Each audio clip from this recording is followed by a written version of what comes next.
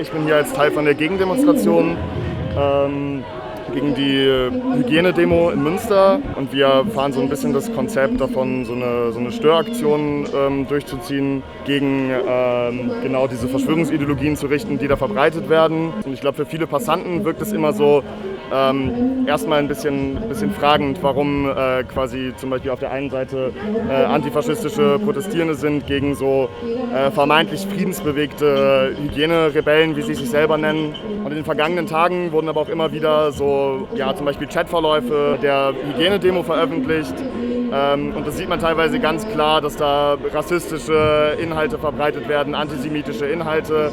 Zum Teil die Flanke offen ist, um irgendwie mit neurechten Akteuren zusammen zu demonstrieren. Und ich glaube, damit meinen wir nicht, dass pauschal jede Person, die auf dieser Demo ist, gleich ein Neonazi ist, sondern unsere Kritik richtet sich dagegen, dass die Leute sich nicht distanzieren. Sie distanzieren sich nicht davon, dass eben genau diese Inhalte da verbreitet werden. Also da tauchen wildeste Theorien auf, von wegen, dass die Antifa ja eine Dachorganisation sei, die von George Soros finanziert werden würde. Erst letzte Nacht gab es einen Aufruf zum Mord in einer dieser Gruppen. Heute war mit ca. 5000 Leuten eine Black Lives Matter Demo auf dem Schlossplatz angemeldet. Und eine Person hat geschrieben, da müsste man mit einem Auto ohne Kennzeichen reinfahren. Eine Distanzierung davon passiert, wenn dann irgendwie in Einzelfällen, aber von offizieller Seite möchte man die Querfront so breit wie möglich halten, und das ist so unsere Kritik. Dass es einfach ein Sammelbecken dafür ist, dass es auch wirklich von so faschistischer Seite instrumentalisiert wird oder ganz klar auch diese Inhalte verbreitet werden.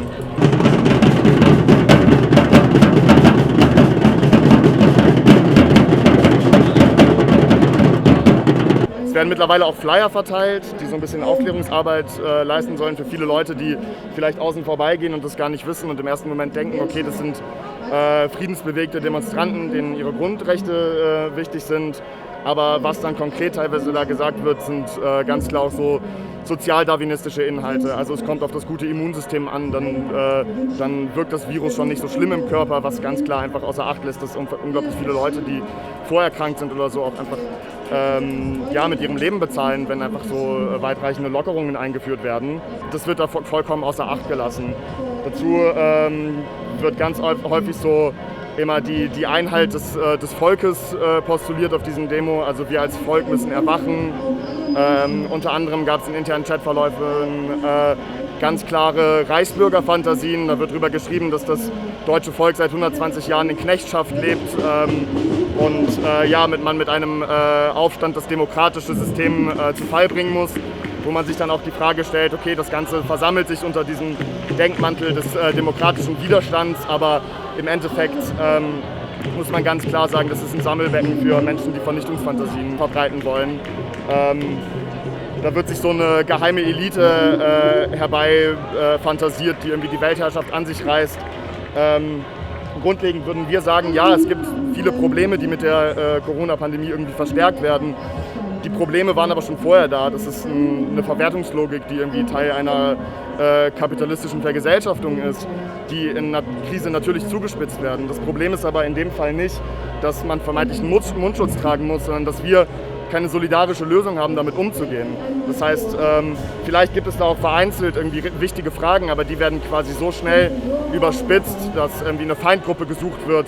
Das ist das Gefährliche an Verschwörungstheorien. Sofern diese Feindgruppe irgendwie beseitigt ist, dann hören die Probleme auf zu existieren, und da sagen wir, so einfach funktioniert unser System nicht, unsere Gesellschaft nicht, sondern man muss da komplexere Antworten finden. Und das ist es nicht, wenn man sich beispielsweise auf KenFM bezieht, der seinen Job verloren hat, weil er den Holocaust leugnet und relativiert hat.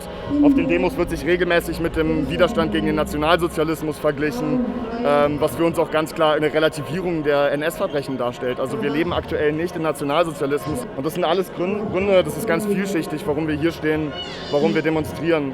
Aber deswegen glaube ich auch, dass so eine Aufklärungsarbeit wichtig ist für die ganzen Leute, die hier vorbeilaufen und es nicht einordnen können. Und ich glaube, genau das ist auch das Gefährliche. Es gibt sich friedensbewegt, es gibt sich offen, es gibt sich für die Freiheit nach außen. Teile der Organisatoren beziehen sich auf YouTuber, die unter anderem bei der NPD aktiv sind. Und ich glaube, spätestens jetzt sollte man merken, dass das nicht die Bewegung ist, der man sich anschließen sollte, um gegen eine autoritäre Formierung zu kämpfen, sondern dass die Fragen anders gestellt werden müssen und an eine andere Seite gerichtet werden müssen. Deswegen stellen wir uns nicht hin und reden durch deren Mikrofon, weil wir quasi dann direkt diese Bewegung legitimieren. Eine Bewegung, die sich nicht von nationalsozialistischen Inhalten, von faschistischen Inhalten, rassistischen Inhalten, antisemitischen Inhalten distanziert. Die wollen wir nicht legitimieren und deswegen sind wir hier und machen diese Störaktion.